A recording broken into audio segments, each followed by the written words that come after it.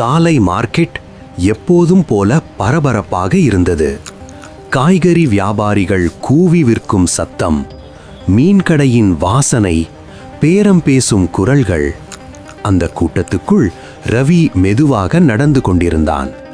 அவனுடைய கை தானாகவே ஜேபுக்குள் சென்றது. ஒரு சிறிய பொட்டலம், புகையிலை, ஒரு பொடிதான் என்று அவன் மனம் அவனை சமாதானப்படுத்திக் கொண்டது. மார்க்கெட்டில் எல்லாமே விற்கப்பட்டது. புது தக்காளி, பச்சை காய்கறிகள், இனிப்பு பழங்கள். ஆனால் ரவி தன் உயிரையே மெதுவாக விற்று கொண்டிருக்கிறான் என்பதை அப்போது அவன் உணரவில்லை. வாயில் எரிச்சல், அடிக்கடி இருமல், ஒரு முறை உமிழ்ந்தபோது இரத்த சுவை.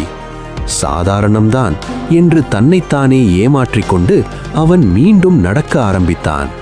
அந்த நேரத்தில் கூட்டத்தின் நடுவே ஒரு மென்மையான குரல் கேட்டது. மகனே. மார்க்கெட் சத்தத்துக்குள் கூட அந்த குரல் மட்டும் தெளிவாக அவன் காதில் விழுந்தது. அவன் திரும்பி பார்த்தான். வெள்ளை சேலை, அமைதியான முகம், ஆனால் கண்களில் கூர்மை, கருணையும் அறிவும் கலந்து நிற்கும் பார்வை.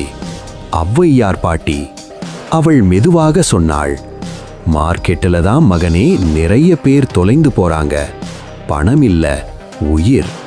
ரவியின் நெஞ்சு இறுகியது. ஔவையார் தொடர்ந்தாள், உன் நாக்கு இனிப்புக்காக கொடுக்கப்பட்டது, உழைப்புக்காக